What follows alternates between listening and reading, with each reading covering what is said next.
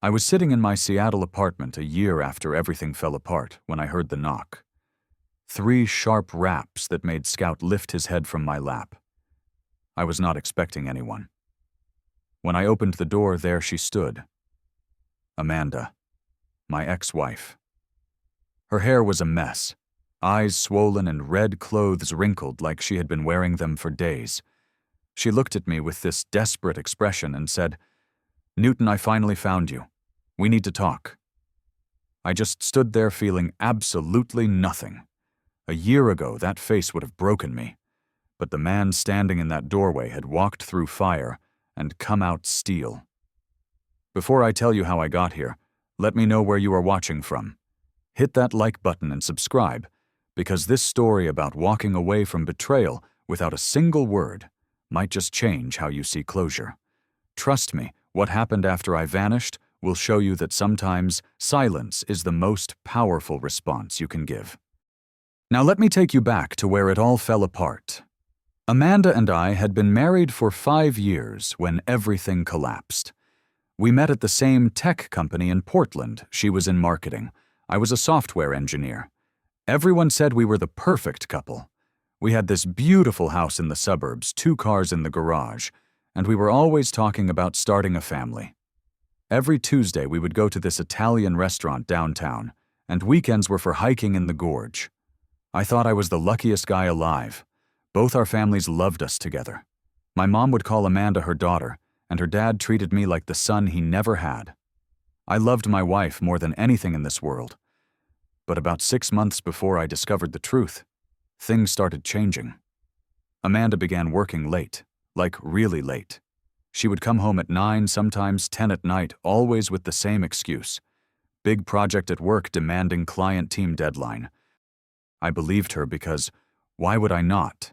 She was my wife. But then I started noticing other things. Her phone became this permanent extension of her hand. She would take it everywhere, even to the bathroom. It was always face down on the table. The screen was always locked. And when it buzzed, she would grab it faster than I could blink. At night, she stopped being affectionate. The warmth disappeared. We went from making love twice a week to maybe once a month. And even then, she seemed distracted. Like her body was there, but her mind was somewhere else.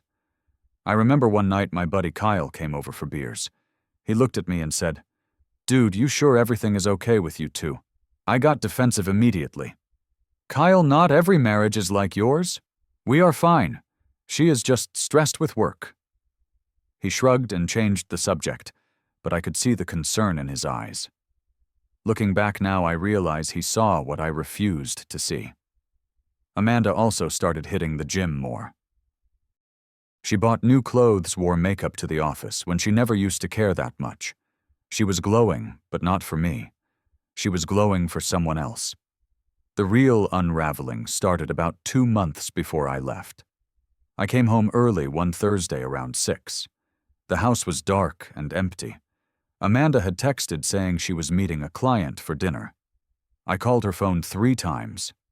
No answer. Not for 3 whole hours.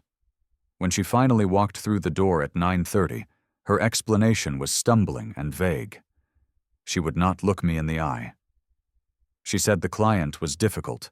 Her phone was on silent. She was sorry. But something felt wrong. The next morning I was putting away groceries and found a receipt in her purse.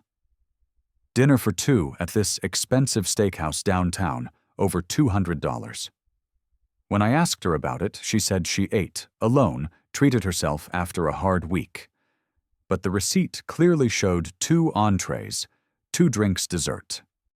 That is when I started checking our credit card statements. There were charges I did not recognize. Hotels in downtown Portland, restaurants nowhere near her office, shopping trips on days she said she was working from home. My stomach twisted every time I found another one. Then came the night that changed everything.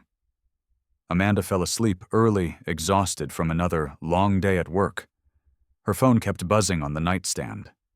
Buzz, buzz, buzz.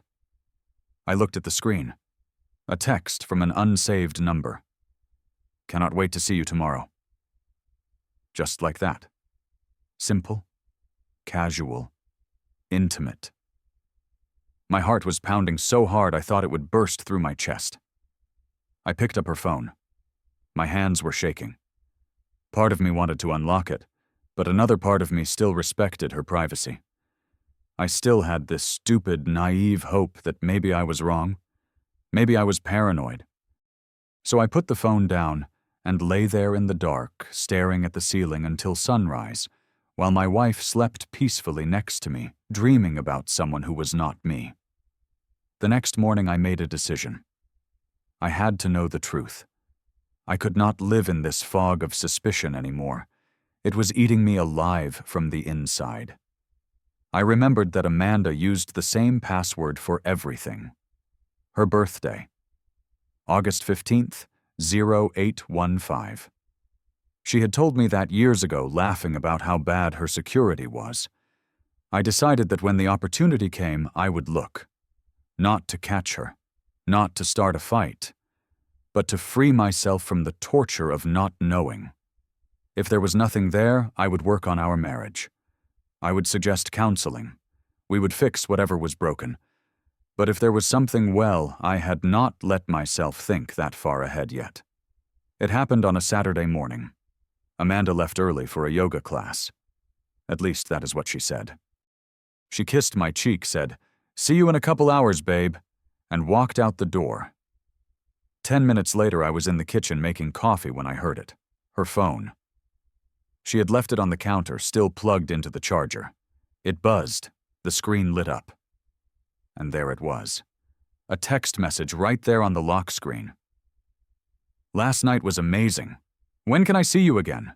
Followed by a red heart emoji. I froze. The coffee pot was still dripping behind me. My hand reached for the phone like it belonged to someone else. I unlocked it. 0815. It opened immediately.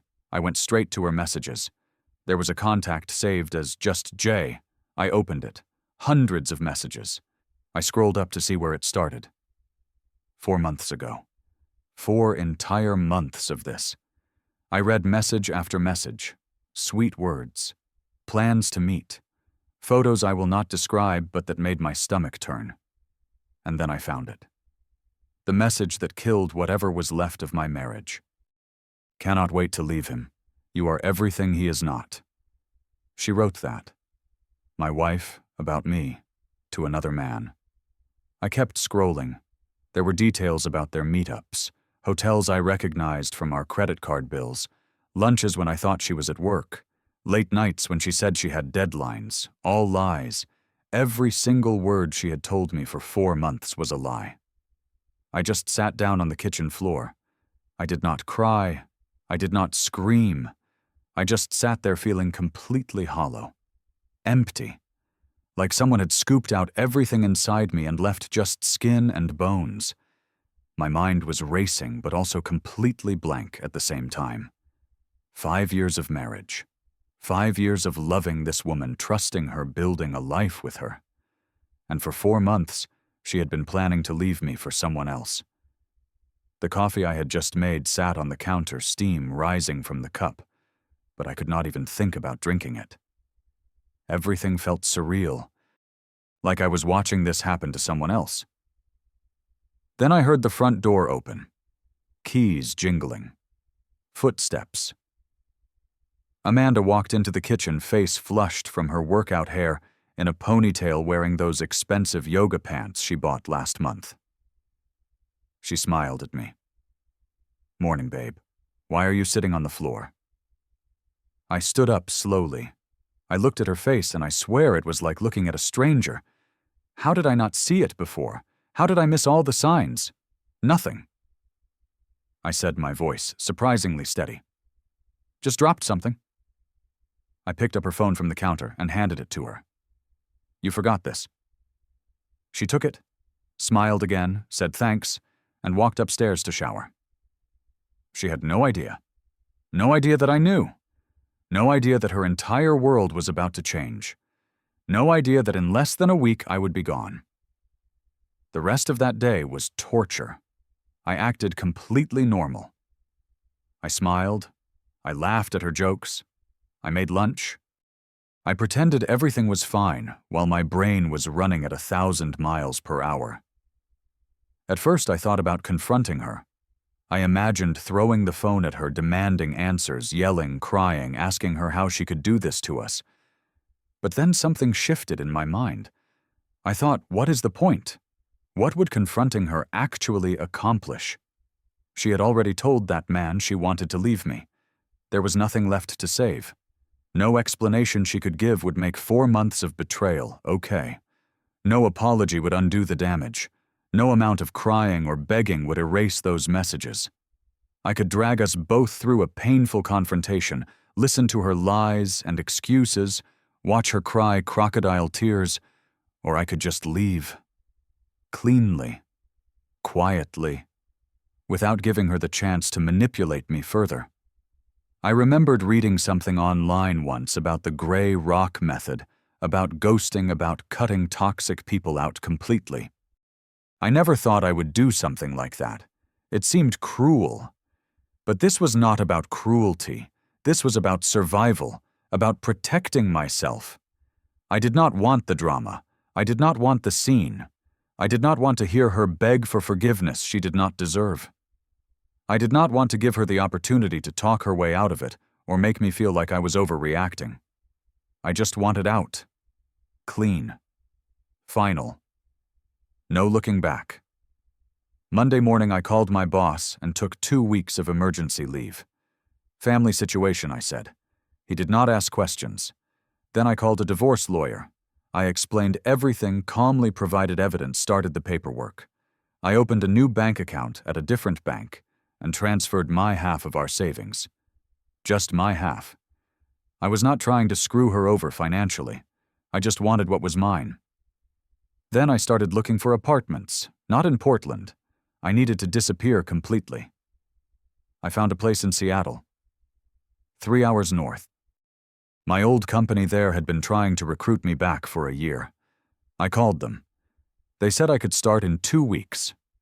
Perfect. I arranged for a moving company to come on Friday morning after Amanda left for work.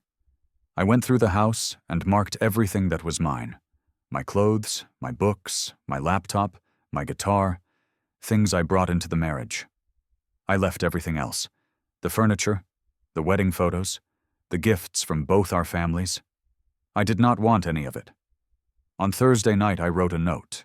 1 single sentence. I know. Do not contact me. Lawyer will reach out. That was it. No explanation. No details. If she was confused, she could scroll through her messages with Jay and figure it out herself. I put the note in an envelope, along with my house key and my wedding ring. I would leave it on the kitchen table where she would see it immediately. Friday morning came. Amanda kissed me goodbye like always. Have a good day, babe. Love you. See you tonight. She smiled. That same smile she had been giving me while sleeping with another man. I nodded. You too. I watched her drive away. 30 minutes later, the movers arrived. 4 hours. That is how long it took to erase 5 years of my life from that house. We loaded everything into the truck. I walked through the empty rooms one last time. The bedroom where we used to talk for hours. The kitchen where we cooked together on Sunday mornings. The living room where we watched movies and made plans for the future.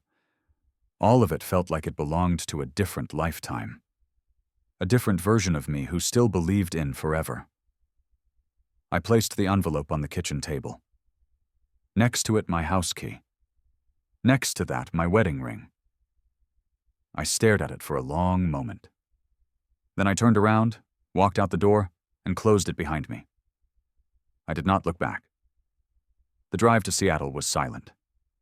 I did not listen to music. I did not cry. I just drove.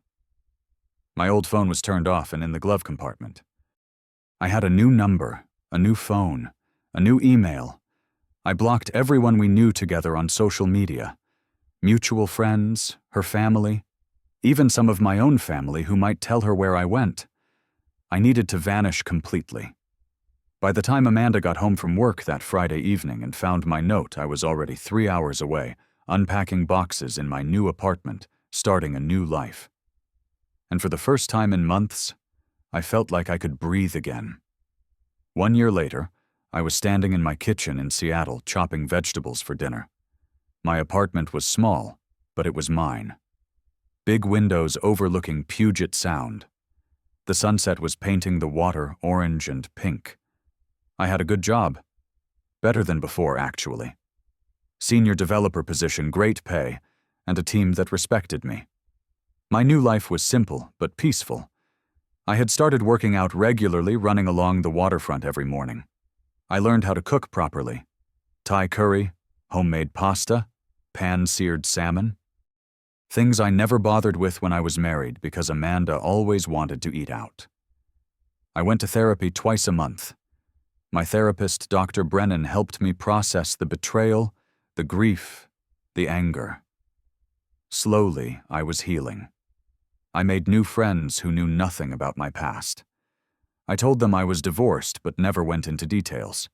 They did not push. On weekends, I explored the Pacific Northwest, hiking trails I had never been to, small towns along the coast, bookstores, coffee shops. I got a dog, a golden retriever I named Scout. He was the best decision I made all year. Coming home to Scout, wagging his tail, happy to see me, no judgment, no betrayal, just pure love. It was exactly what I needed. I even started dating again. Nothing serious. I met a woman named Leah through a friend. She was kind, funny, worked as a veterinarian. We went out a few times, grabbed coffee, saw a movie, went to a farmer's market. It was nice, casual, no pressure. I was not ready for anything serious, and she understood that. The divorce was finalized 8 months after I left. Amanda did not contest anything. She signed the papers without argument. I think she knew why I left. She had to know. My lawyer said she seemed resigned, almost relieved to just get it over with. I felt nothing when the papers came through. No sadness, no anger, just a sense of completion. That chapter was closed. I had moved on, I was happy. Not the way I was before, but a different kind of happy. A quieter, more solid happiness built on self-respect and peace, rather than illusion and denial. That particular Saturday evening, I was making stir-fry. Scout was lying on his bed in the corner, half asleep. I had jazz playing softly in the background. Everything was calm. Then Scout suddenly lifted his head and started barking. Someone was at the door. I was not expecting anyone. Leah was out of town visiting her sister. My neighbor usually texted before coming over. I wiped my hands on a towel and walked to the door. Scout followed me, still barking. I looked through the peephole. My heart stopped. Amanda. She was standing in the hallway. I had not seen her in a year. She looked terrible. Her hair was unwashed and messy. Her eyes were puffy and red, like she had been crying for hours. She was wearing jeans and an old sweater wrinkled and stained. She looked like she had not slept in days. For a second, I considered not opening the door, just pretending I was not home. But then I thought, no. This needs to end properly. I unlocked the door and opened it. Scout stood behind me, growling low. He could sense something was wrong. Amanda looked at me and immediately started crying. "Newton, I finally found you." Her voice cracked. "We need to talk. Please." I did not say anything.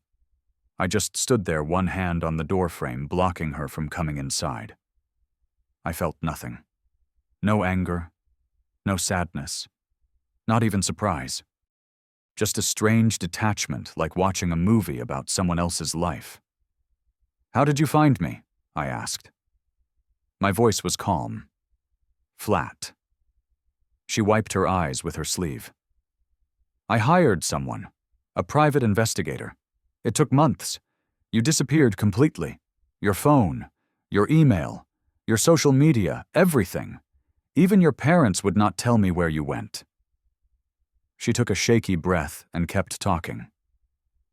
Newton, when I came home that day and saw your note, I could not believe it.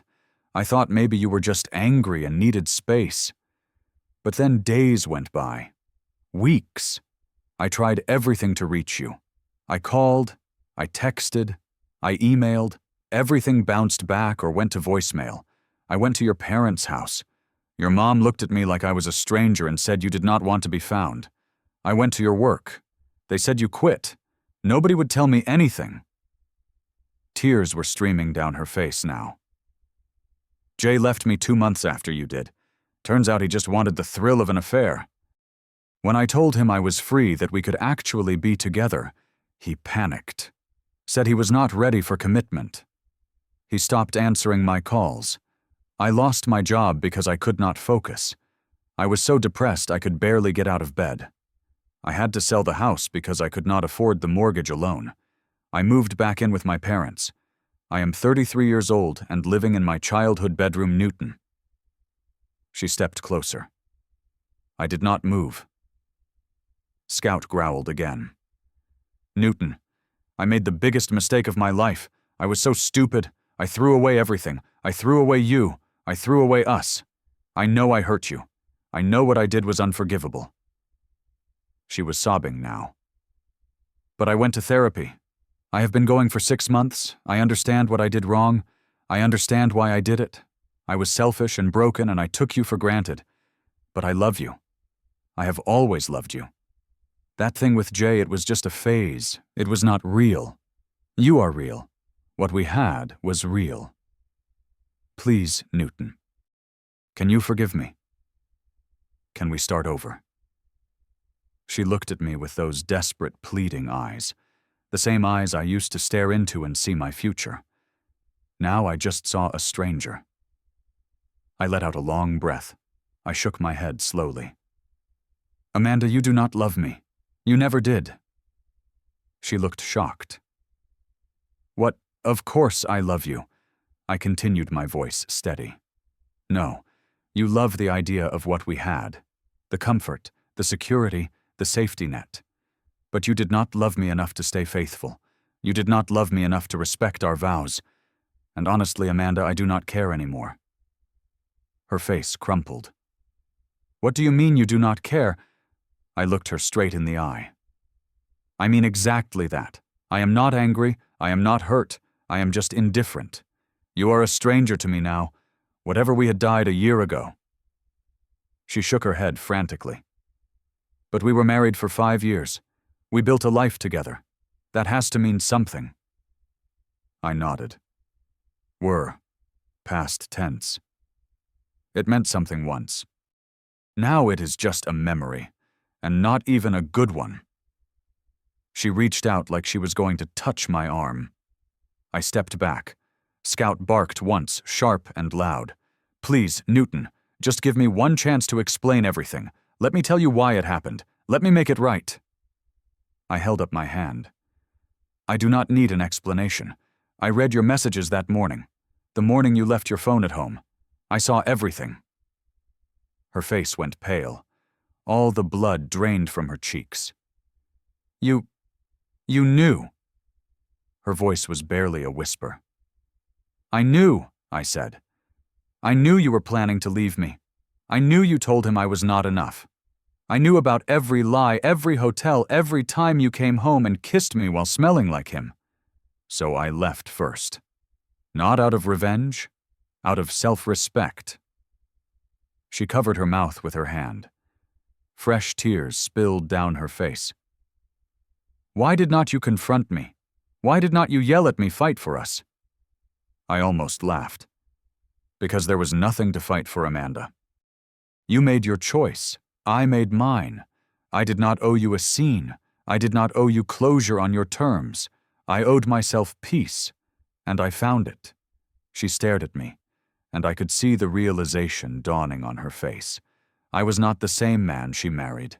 I was not the man who would take her back because he was too afraid to be alone. I had changed. I had grown. I had healed, and I had done it all without her. I am sorry, she whispered. I am so, so sorry. I nodded. I believe you. But sorry does not change anything. Sorry does not undo 4 months of betrayal. Sorry does not give me back the year I spent rebuilding myself. You need to leave now." She stood there for a few more seconds, looking at me like she was waiting for me to change my mind, to pull her into my arms and tell her we could work it out. But I did not move. I started closing the door. "Goodbye, Amanda. I hope you find what you are looking for. But you will not find it here." I closed the door, locked it. I heard her standing there for a moment crying quietly. Then I heard footsteps. Slow, heavy, moving down the hallway, fading away. I leaned back against the door and let out a long breath.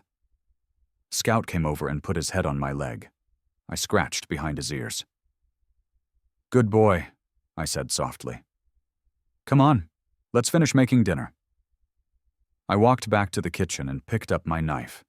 The vegetables were still waiting on the cutting board. The pan was still heating on the stove. Jazz was still playing softly. I went back to cooking like nothing had happened.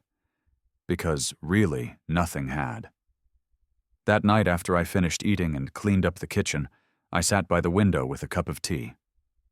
Scout was curled up on the couch beside me. The city lights reflected off the dark water of the Sound. I thought about the past year. When I first left, I thought ghosting Amanda was the coward's way out. I thought maybe I should have confronted her. Demanded answers made her face what she did. But sitting there looking out at the peaceful water, I realized I was wrong. Leaving without a word was not weakness. It was the strongest thing I had ever done. I did not owe her an explanation for protecting myself. I did not owe her the chance to manipulate me with tears and apologies.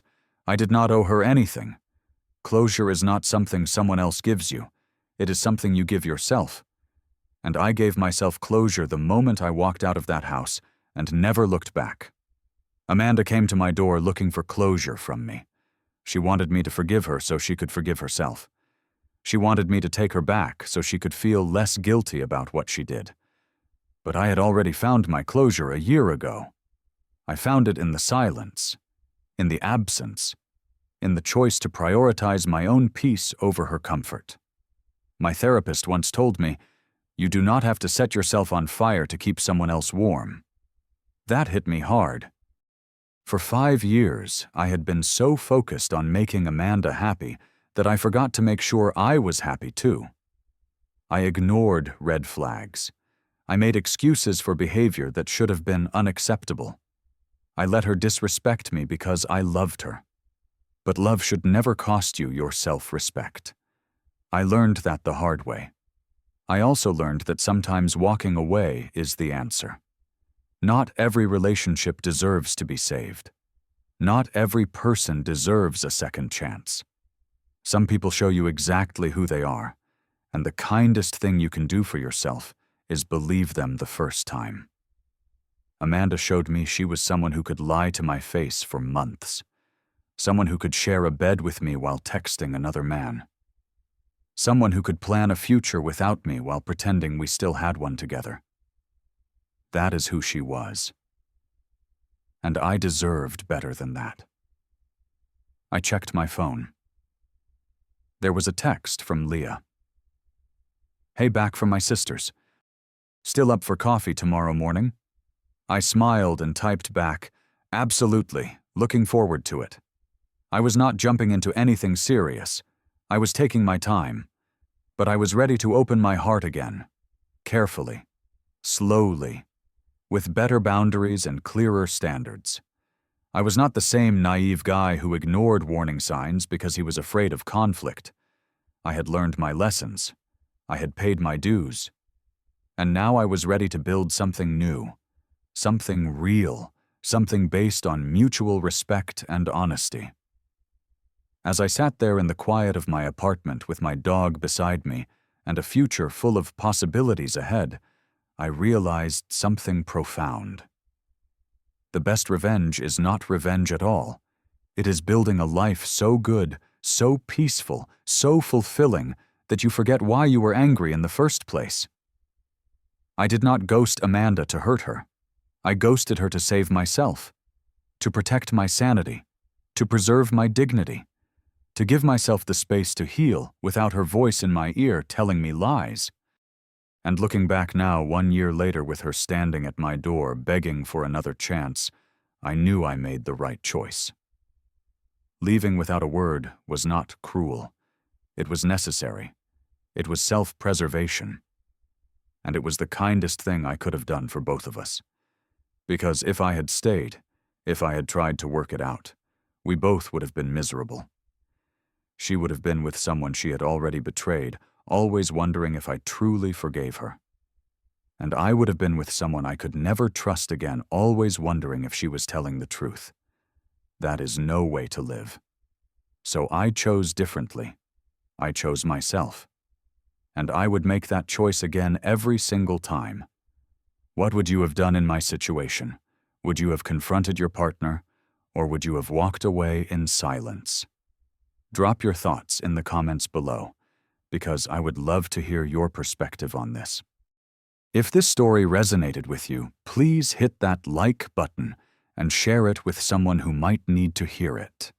And do not forget to subscribe, because I will be sharing more stories about finding strength in the hardest moments of life. Thank you so much for listening to my story. I hope it reminded you that you are worth more than betrayal, more than lies, and more than settling for less than you deserve. Take care of yourself. Protect your peace. And remember that sometimes the bravest thing you can do is walk away. Until next time.